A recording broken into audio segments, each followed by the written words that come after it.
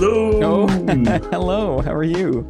I'm fine. What about you? Good, thank you. Nice to hear your voice again, Bidule. Yeah, it's been a while.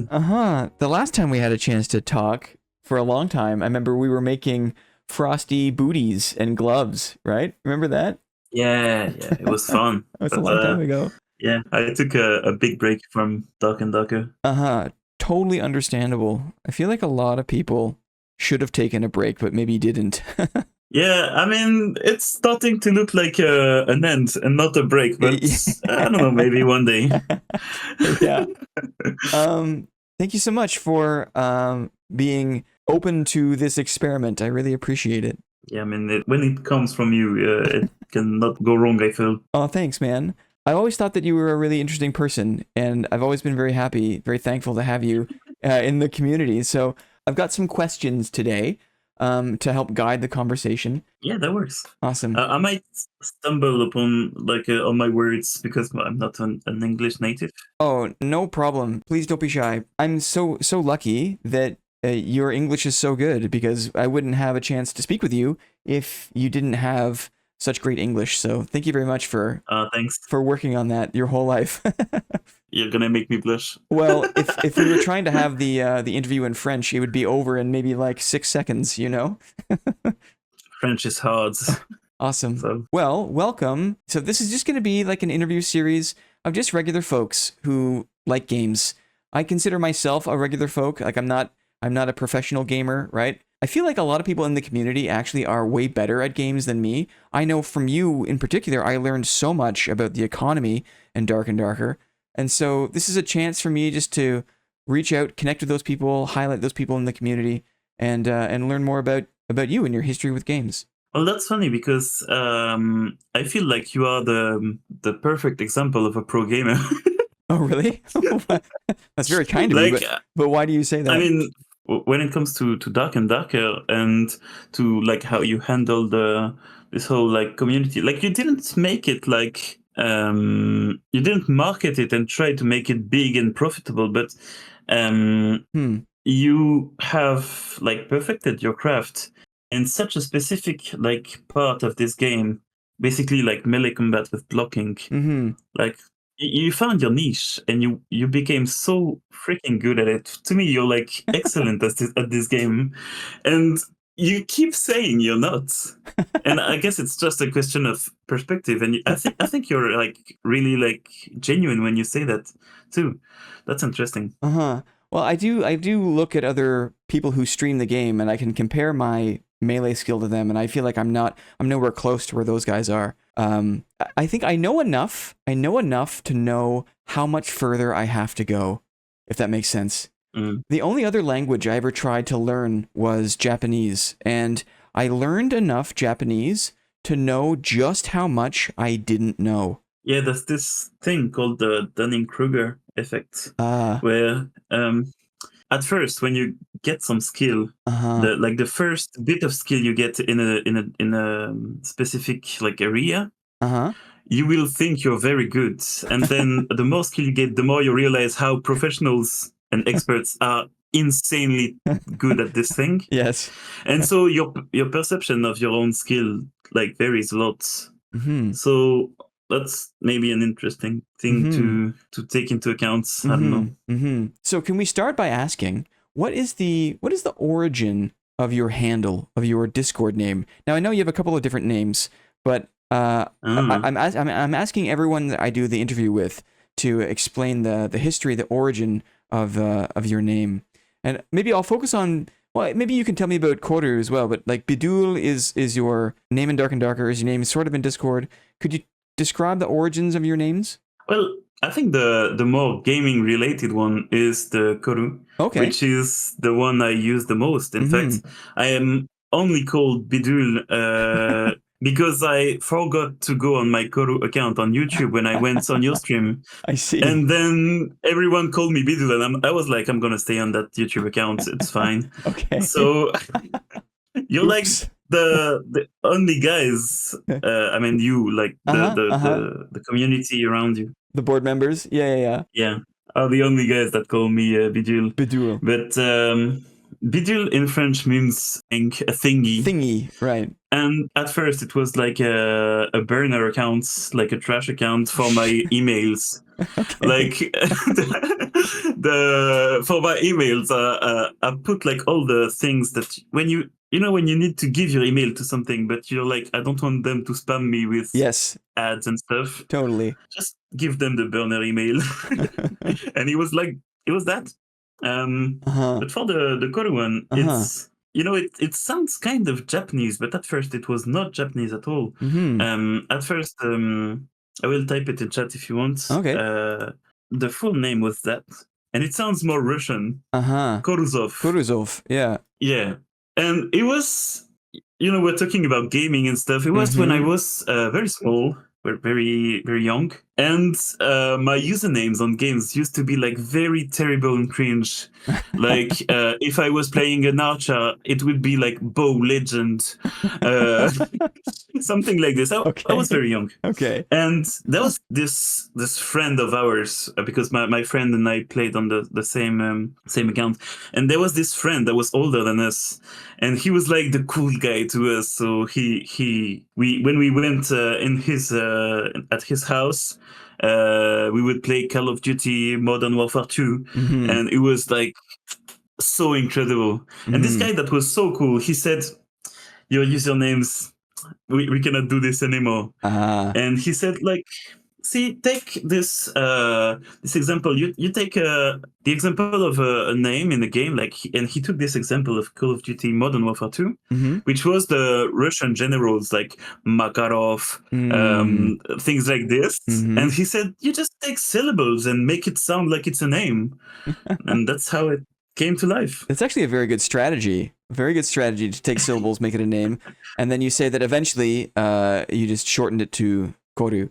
Yeah, because it sounded a bit too Russian, I guess. I don't know. I understand. What part of the world are you currently in? I am French. I'm in France, like near Paris. Very nice. I can basically take the bus to go to Paris. So very nice. And when were you born? In the 90s, the 2000s, and the 80s? Were you born in the earlier half or the later half of the decade? I was born in 1999. Oh. So I'm 26 at the moment. And you don't need to share if you don't want to, but what do you do for work these days? So actually there's like a few things. The first one is I give singing lessons to people online. And the second one is not much. Yeah, basically I live... I don't make like a full living of this singing classes, but I have some revenue that comes from the fact that I have like some health issue, and I see. It makes it so that I can live like peacefully and do what I want, basically. Oh, that's nice. And game a lot. Can you list your top 1 or 2 types of games that you love to play? There's the I think I'd classify it in like two categories. There's like the high action, like the high octane, the very intense games that I usually am not very good at, and are maybe a bit too intense. That surprises me that you say that, actually. It surprises me to hear you say Why? that. Well, because you seem like a very chill... Like, I only know you from Dark and Darker, but you were always... You seemed so content to go into the dungeon, to farm around. Like, you didn't seem like you were out for blood, right? You don't seem like a killer to me. Oh, I am not. I am not a killer. That's why I'm saying I'm usually not very good at these like high octane gameplay. Yeah. And there's the more calm ones, and that's fun because some games, like Dark and Darker, some people will take them as very high action-packed, intense games, and I was like chilling in the lobby, taking it like step by step. It's really different games for different like needs and different moods. So in the high paced, fast paced, games, I would say like I usually play like League of Legends, Rocket League. I used to play a bit of Counter-Strike, but I'm very, very bad at FPS. Right. Me too. Is League of Legends, do you consider that high octane? It's high stress, but is it fast paced? I guess so, right? like there's different levels to it, Mm. and not levels in terms of mastery, but more in terms of there's the micro part and the macro part, like the little things, the little fights and stuff.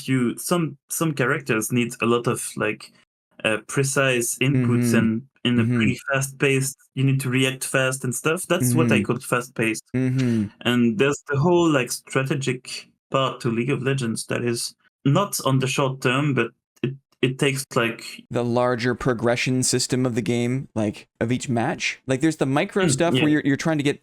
Is it true you have to get last hit on bots for some things? Exactly, yeah. So there's some very specific detail required at that level, but there's also like how the match itself is progressing, how your like economy, your items, that sort of thing. Exactly. Well, I don't know if I would advise anyone to start League in this day and age. Don't worry, I'm not going to. Yeah, don't worry. I'm not even saying that about like the whole like tilt and stuff. Like a lot of people tilt and they become like they're in denial about their own mistakes. But I'm not even saying this about the whole like mental factor. It's just about the thing that there's so many characters, so many items. It will take years to just understand what every character does.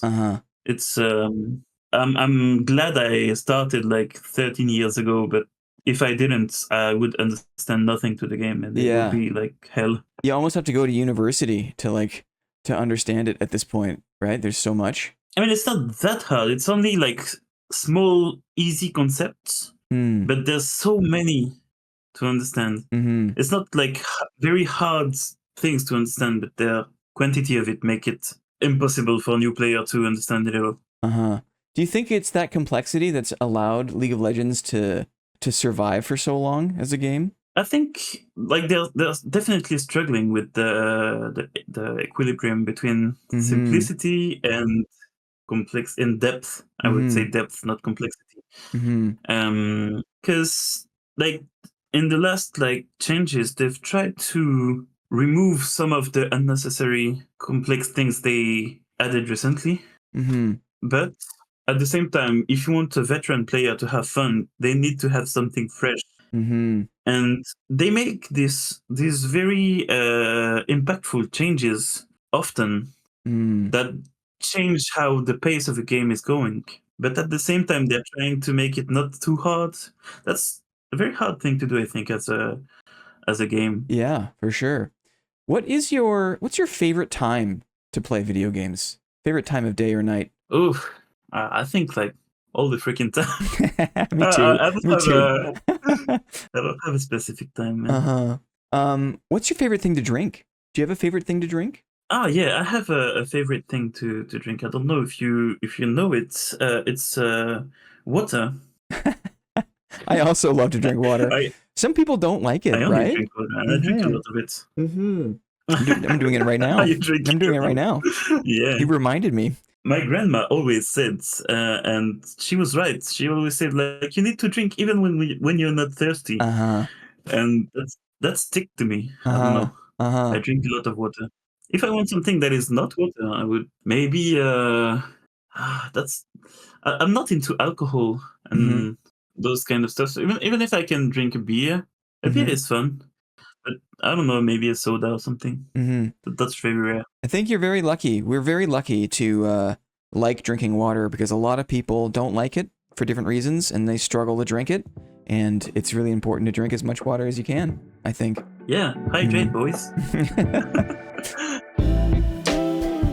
How do you feel about PvP in games? I know it's not for everyone. People have different opinions about PvP. How do you feel about it? It's fun. There's different cases. Like in Dark and Darker, PvP is something I don't like that much because there's this feeling that I can lose something.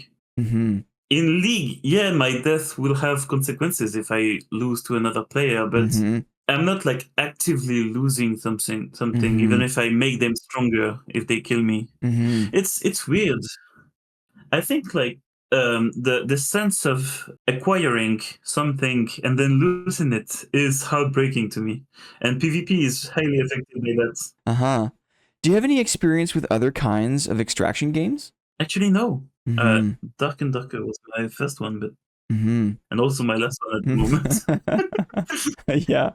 How many games did you buy in the past 12 months? Ooh, not much. Maybe one or two. Uh-huh. That's just a question I'm Not asking even everyone sure. to get a sense of like what kind of spending people have on games these days. It's interesting. Can you recall one of the most memorable moments from gaming in the past year? Well, there's definitely have been like memorable moments, like in the roast and stuff, and Uh-huh. that I like. Was it like memorable moments that I was a part of, or memorable moments that I've witnessed? As you like, my I friend. You don't know. can tell me any story you want. Oh, this one is a hard one. Damn, and you prepared me to it too. We can come back to it. There's no Yeah, we should come back to it later. I'm still trying to put my mind on it. uh-huh. I have a lightning round. So I'm going to ask you a bunch of questions quickly and I don't want you to feel Mhm. obligated. You don't have to give a long answer if you don't want to, okay? Okay, okay. Lightning round. Here we go. What was the first PC that you or your family had? Can you remember? Oh yes, it was a Windows 95. It was very big and noisy. Mm-hmm. Did you have a special room for it in the house? It was my mom's, so it was in my mom's room. Uh-huh. Do you remember some of the first games you played on it? Yeah, we played CivNet, which was the ancestor of Civilization games, Oh, Sid okay. Meier's Civilization. Uh-huh. We played Settlers 2. We played SimCity Yeah. 2000. Yeah, very nice. That's a classic one. Yeah, that was cool. Did you ever have a gaming console? Were you so in North America, we've got a thing where people were either you were a Nintendo kid or you were a Sega kid. You were a PlayStation kid or you were an Xbox kid. Do you have either side of that? Does that relate to you? Um, I was the kid that did not have the because we didn't have like the money to get it. Yeah, yeah. But we had the PC, and Uh-huh. then like way later when I was like I don't know like 14, 15, maybe even like 16, I had my first ever console, which was the PSP, the Ah. PlayStation that was portable. Uh-huh. It's kind of like a Switch, but I'll like send you an an image. older version of like a Yeah, portable PlayStation. that was that. Yeah, I'm sending you an image from Google. Nice. That was that. It Awesome. was fun. We Yeah. had like Prince of Persia, things like this. Yeah, Yeah, Kingdom cool. Hearts. Cool. What's the one snack or candy that you have to buy from the convenience store? If you go to a convenience store or a small shop, is there a particular kind of candy or snack that you just have to buy? Oh, this one is gonna be very weird. I'm Okay. not into like sweet candies or stuff, but Uh-huh. my thing is what we call pâté en croûte, and I Mm-hmm. will provide an image with it. Okay, thank you. It's so weird. I'm sorry in advance. This thing, which is basically a Ah. pastry that is encasing meat, Mm-hmm. Savory, and it has delicious. a bit of a jelly on top, and you cut slices, and it's so good. Ooh. That or maybe saucisson sec. I don't know how to. I'll provide images. Thank you. Thank you. I'm a very savory guy in terms of Mm-hmm. food. Ooh. This is like a This is sausage like of some kind? charcuterie. Uh-huh, charcuterie. Yeah, it's, Mm-hmm. So what kind of like shop do you buy these from? Are there like a special bakery or is it like a grocery store or oh, just a grocery store. uh-huh. Yeah. Looks so good. um I mean, it's the fancy kind you see on the images, but like I maybe see. not for the first one, but Uh-huh. Can you cook? Do you have a specialty dish that you like to cook often? I've worked in restaurants actually Oh. in the kitchen. Uh-huh. Not for a long time, but I've worked a little bit in it. If I want to cook a dish, it will either be like some fresh pasta with Mm-hmm. like pesto and stuff. Mm-hmm. If I want to make things like Oh, so good. just simple but good. Mm-hmm. But if I want to go like more tryhards, I make a very mean eggplant. We call it eggplant caviar, but it's not any relation to caviar. Okay. It's just like eggplant that you make you make them cook like for so much time, and it becomes something like a puree of eggplant, and it's delicious. That It's sounds so really good. good too. Nice.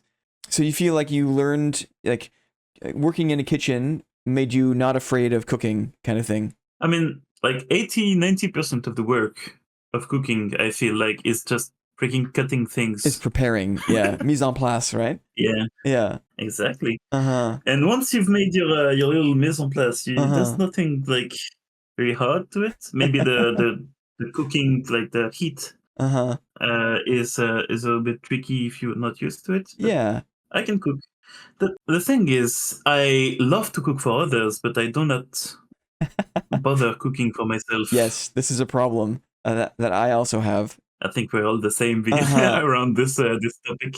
Yeah.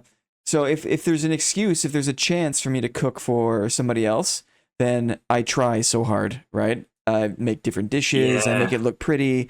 But if I'm home alone, if it's just for me, then like sometimes I even just eat out of the pot, right? I don't even put it in a bowl or something. I just yeah. I just cook it That's and what I eat it. do. Yeah, yeah.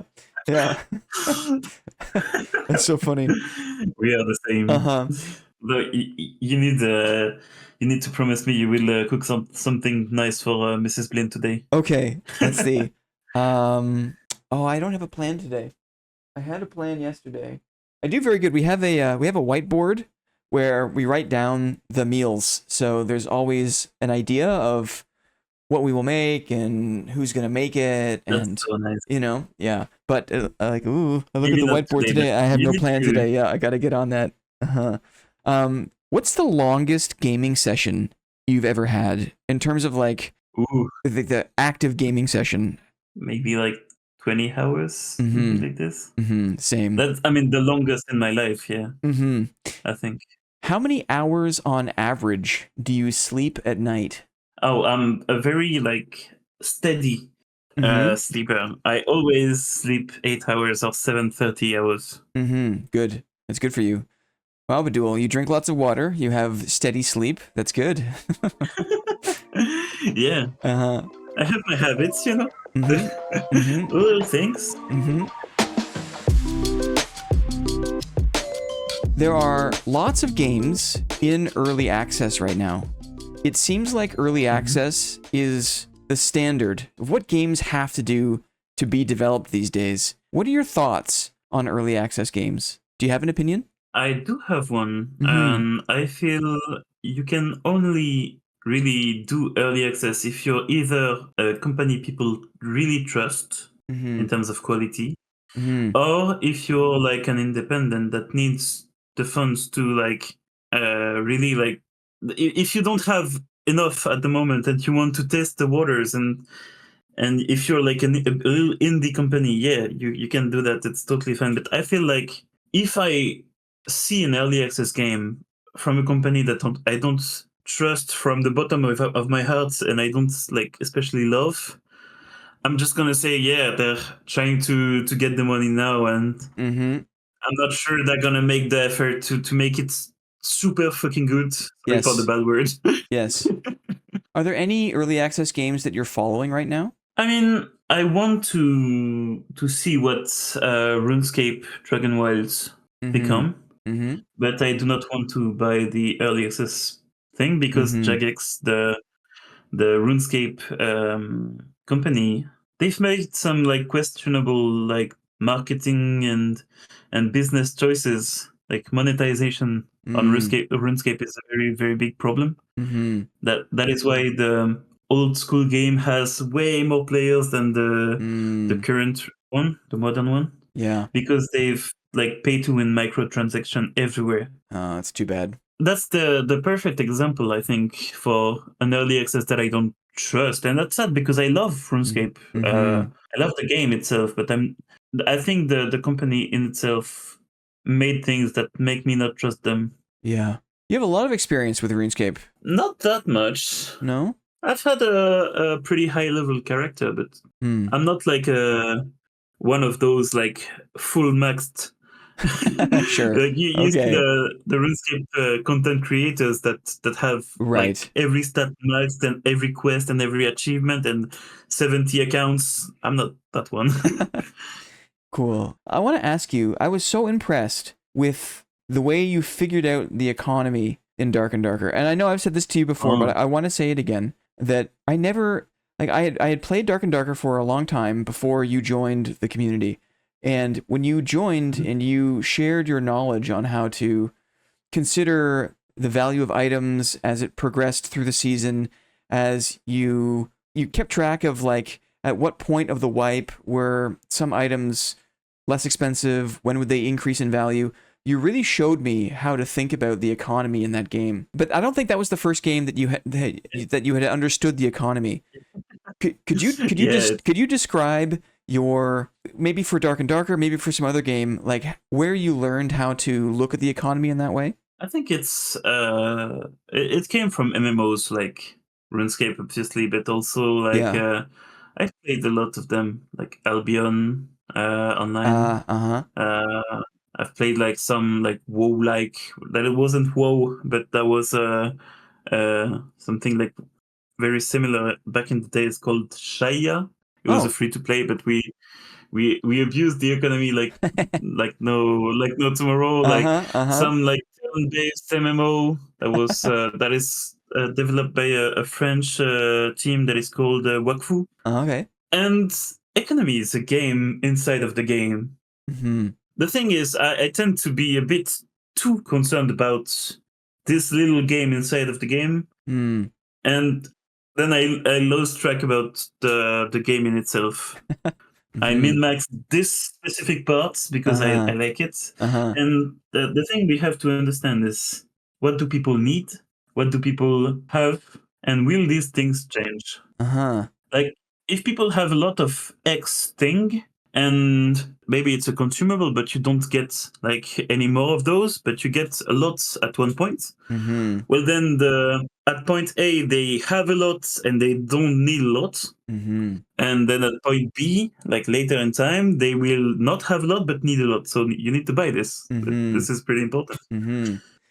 And I remember for Dark and Darker, your progression for the economy was wolf pelts, and then it was eventually froststone ore, froststone powder. And then I think at the very end, I saw pictures of your inventory. You had all of the magic damage resistance potions. Like that was what you thought was like going to be the ultra late game item that you were stocking up on. I remember. There was like many of those It was items. Actually, yeah. it was not only but it was one of the things. I was like, okay, so the meta is centered about. It was like sorcerer at the time and warlocks, and I don't remember, but there was a meta with a lot of magic, basically. Yes. Yes. And I was like, you know what? It doesn't cost a lot. I'm gonna give it a shot. Stockpile a Mm-hmm. lot of them. But there was this thing. There was like lockpicks that I stockpiled. And Mm-hmm. it turned out being pretty profitable. Mm-hmm. I always try to investigate multiple things at a time. Not put all your eggs in the same basket. You know. Mm-hmm. Mm-hmm. Do you think Dark and Darker would be a better game if there was no market? If it was only solo self-found? I think the market at the same time it's good and it's bad. Yes. I think you if you have no market, you're gonna be like stockpiling so many different things just in case you need them in the future, Uh-huh. and it's problematic. Yes. And the thing is, if it's solo self-found, there's this self accomplishment that you've done everything by yourself. I Mm-hmm. think maybe you can combine both, and you do like Path of Exile, where you have a character that is solo self-found, or Mm. you have the character that is in the normal mode. Uh-huh. And maybe you're distinguished by some kind of, I don't know, on your username there's a Uh-huh. Icon or little color or mark that something. Yeah. yeah. Yeah, marker. Uh-huh. And in RuneScape it's exactly the same. You can be an Iron Man or you can be Mm-hmm. a normal dude. Mm-hmm. A Normal normal bloke. player. Yeah, yeah. You can also be a hardcore Iron Man where you're solo self-found, but also if you die You're dead. there's no character anymore. Erased. Yeah, Yeah. erased. Yeah. Oh, that'd be great. I remember that you also loved the Goblin Merchant. You were Oh yeah. maybe you could say that you were addicted to the Goblin Merchant. Was that a powerful way to play the economy? Do you think that do you think that there was a net positive, that the money you spent on the random rolls at the Goblin Merchant, did you make a profit in the end, or do you think it cost you money in the end? Oh, at the time, well, I don't know how it evolved with the game evolving, in different ways. But at the time, on these waves we played together, Yes. It was highly, highly, highly profitable to gamble on the merchant. That's why I did it, not for the thrill of gambling, but because people were so scared of the randomness that they didn't buy the items from the goblin. And if people spent the time buying the items that they liked on the merchant, well, the price of items would have fallen, because there would be like a lot more supply. There'd be more supply, right? Yeah, the goblin was pretty broken at the time, Yeah. and that's why I used it. So yeah, it was profitable. Did you ever get anything unique from the goblin? No, not unique, legendary. Not unique. Okay. No, just okay. legendary. Okay. I don't think you can. Can you? I think you can. I've never heard. I think you were the only person I know that played the goblin so much. So I thought maybe you would have had a chance to see a unique item. I think it's possible, but I don't know anyone personally who got it. At the time, yeah, the merchants, they reset like every 30 minutes, and whenever I was on a stream or doing something else, I was like every 30 minutes refreshing every single one of my characters to see if there was profitable items in the goblin. You say, oh, sorry, by the way, the goblin merchant has refreshed. Everyone go buy the goblin merchant. I remember you saying that. Well, maybe to go back to the question that I asked you before about the most memorable moment, maybe to make it easier, can you remember a time during your experience with Dark and Darker, either rolling for a goblin item, or maybe there was like a change in the game where there was a change in what people needed and what people had, and you had a chance to sell your inventory and make a bunch of money. Can you remember any sort of moment related to those things? Well, I think I have an answer for the first question, but I will answer the second one. Okay. They're not like memorable moments, but there was certainly like updates where the meta shifted and you could really take advantage of something. And or sometimes maybe people will overreact and they will sell all their golden keys, and then you buy a lot of them and then they go up. And yeah, it has happened. There was times like this, but in general, for the memorable moments, yes. And you said like from like the last year or stuff. Yes. I think the moments I remember the most are not like an epic play or an epic fail.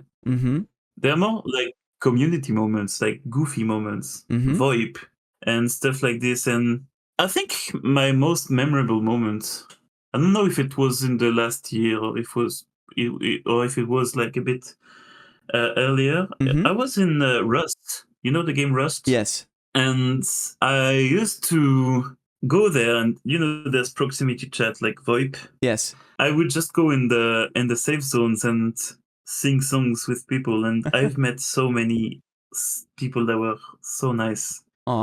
It's to me the most memorable moments. It's like wholesome community moments, or even like goofy community moments. I still remember this random guy that was blasting like very, very loud Chinese music, and then we spoke, and he was so fun.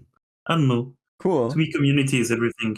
I'm glad that you could use VoIP to do that. I feel like Rust has a reputation for having a challenging player base, but it sounds like through the power of your voice, you can make friends anywhere. You are right when you say it's challenging, but that doesn't mean everyone is a beast. Yes. A heartless beast. There's a lot of weird stuff if I want to be very nice about the stuff that is going on. Sure. But there's definitely like extreme hate and like discriminations and stuff. And it's unmoderated, sadly, by the... I don't know how they would do I don't know how you would moderate it. Yeah, it'd be very difficult. Yeah. Is there any specific kind of game that you hope comes out in the next 2 years? Oh. Like, if you could piece together a kind of game that you would love to play, what would that game look like for you? I don't know, frankly. I think I'd like a new MMO that would be like a mix. I like MMOs, but a mix between different games I've played.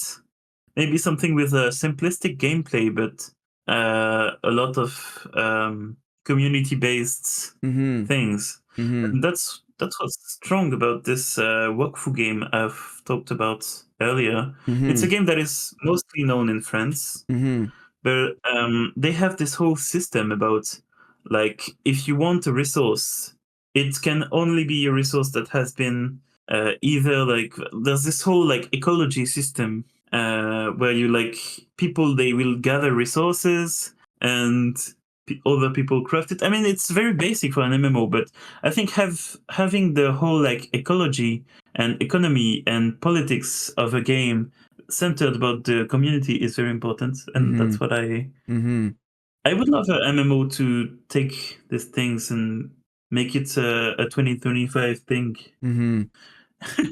Because this game is old. What do you think is like the necessary ingredients for like a good social space in a game? And this will be the last question I ask you, because you've been very generous with your time, and I thank you very much. What are the ingredients of a really good social space in a game? That's a wide question. Like, there's a lot of I think there needs to be some kind of moderation. It's important. Interesting. I think there must be like places that are dedicated to community and engaging together. There must be like incentives, like maybe I don't know, quests that make you. There's some quests, for example, in RuneScape, you need another player to complete it. You cannot do it alone. I think to have a good social space, you need to make it necessary for people to interact together and incentivize people playing with friends and make it rewarding to grow together. I don't know, with like a guild or clan system. There must be things to make people want to discover new players. Moderation, a space for that, and then an incentive. Make it necessary or make it worthwhile for people to collaborate, to interact with each other. Awesome. Well, Bidule, this is really nice. You are really nice. No, you are. No, you.